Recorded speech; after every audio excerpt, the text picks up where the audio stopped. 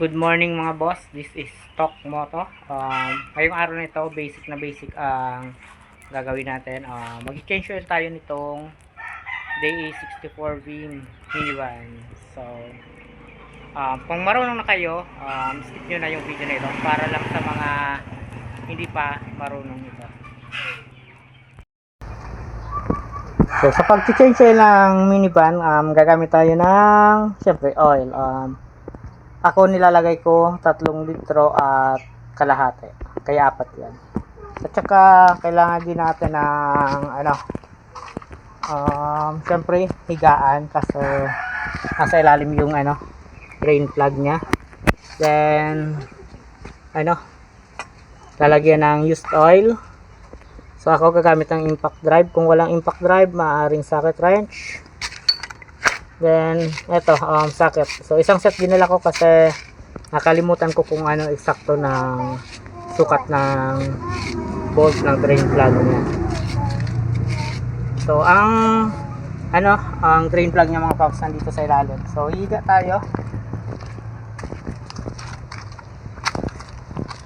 So, kung magpapalit kayo ng oil filter, so, ayan, 17 pala.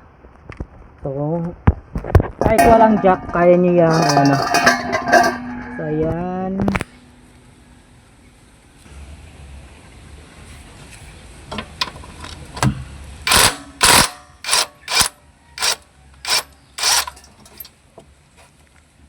So, ito fresh pa kasi nasa 5,000 km pa lang ang tinakbo nito mga paps.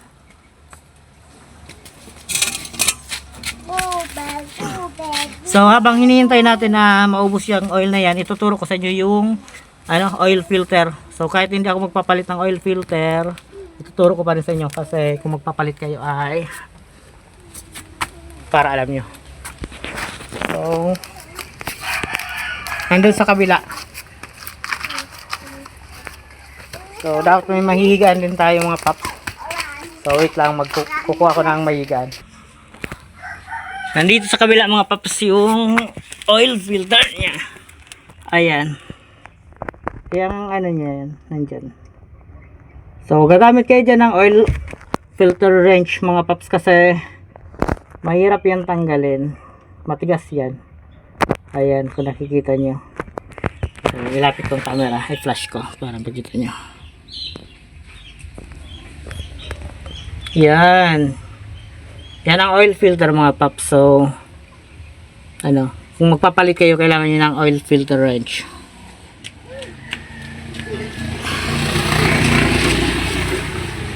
Dito din. Then, dito din kayo magsasali ng oil mga paps. So, tatanggalin nyo itong upuan. May lock ito sa ilalim ng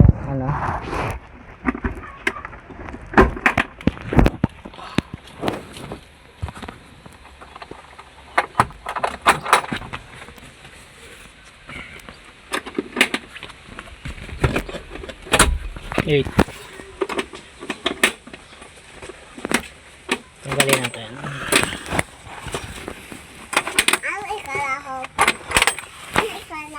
So ito, iangat nyo lang siya. Then dito kayo maglalagay ng oil. So matigas. Kapatid.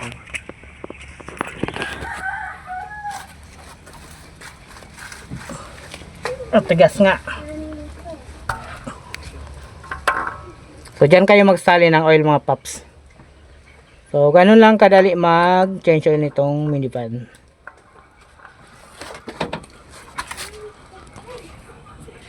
Titingnan ko kung naubos na yung oil. So alisin na natin to para mas mabilis yung pagbaba ng oil. Ayan pa, isa-isa na lang yung patak ng oil mga paps. So isasarado ko na to. So itong oil ko mga paps, kahit 5,000 km pa lang ay kung mapapansin nyo ay may itim na kasi nung last change oil ko ay gumamit ako ng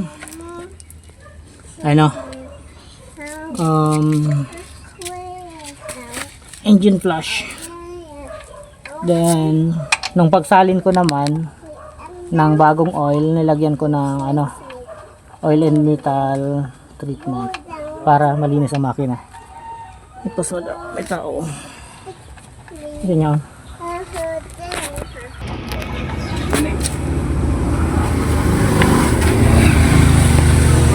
So sa pag-igpit nito mga pop, kung impact drive ang gamit nyo ay set nyo lang siya sa small para iwas loss thread.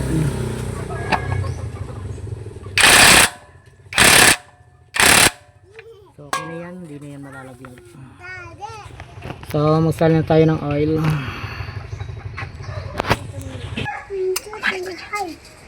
So ngayon mga paps, Delo Gold ang gagamitin ko.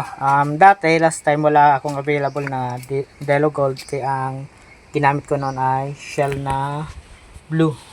So huwag kayong mag-alala mga paps kasi ang makina ng sasakyan ay di naman maselan. Hindi kagaya ng mga motor na di cambio. So ngayon, may stock ang Delo Gold tayo.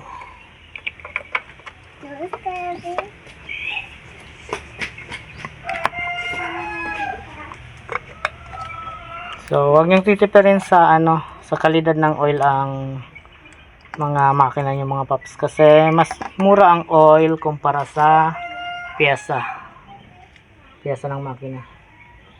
So, para mas mabilis siguro na lang ako. Gagamit ako ng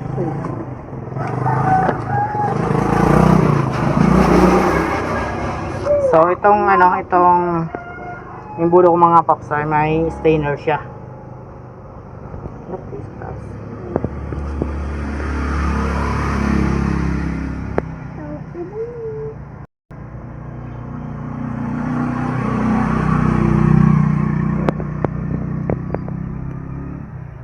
Huwag niyong kukuriputan sa oil mga paps ang mga makina nyo, mapamotor man or 4 wheels kasi yan ang nagpapahaba ng buhay ng makina nyo. So mas mura ang oil kumpara sa pyesa at pagpapaayos.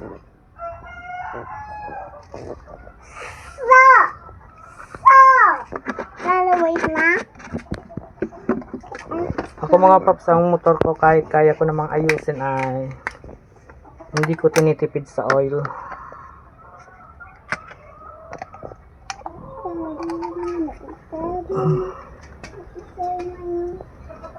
Siyempre lalo na itong sasakyan, hindi natin titipirin sa oil. May dipstick naman, so doon kayo mag-check mga paps kung nasa tamang level pa ba ang oil nyo. So ito sa akin nasa tamang level pa naman siya, kaya lang gusto ko nang i-change oil. Gawa ng siyempre surplus ito. Di natin alam kung paano mag-alaga yung dating may-ari nito. So siguro kapag nagtagal na sa akin to, kapag feeling ko nalinis na ang makina, magre-rely na din ako sa dipstick.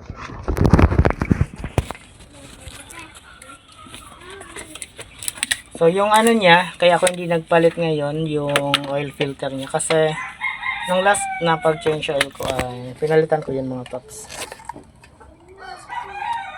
So 5,000 km pa lang naman yun.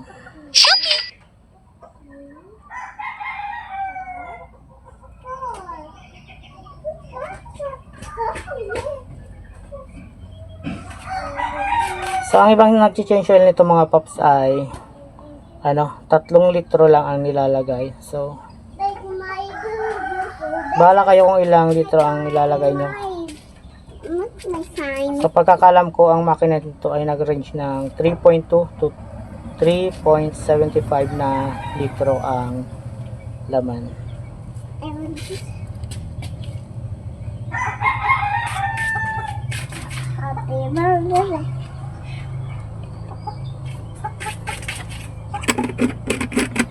Tatlo kalahati.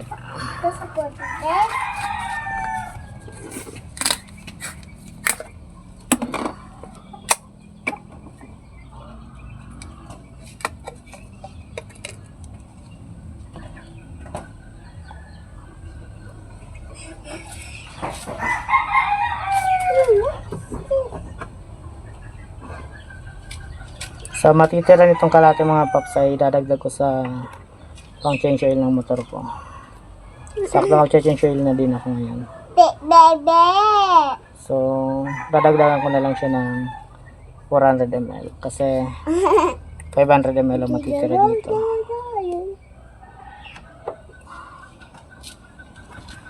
Na 900 ml kasi ang laman ng NMAX. So, okay na yan mga paps. 3.5.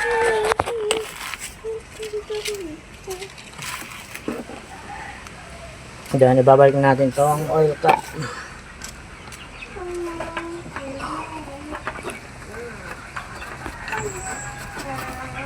So, tapos na tayo mga paps. So, ganun lang kami mag-change oil ng minivan.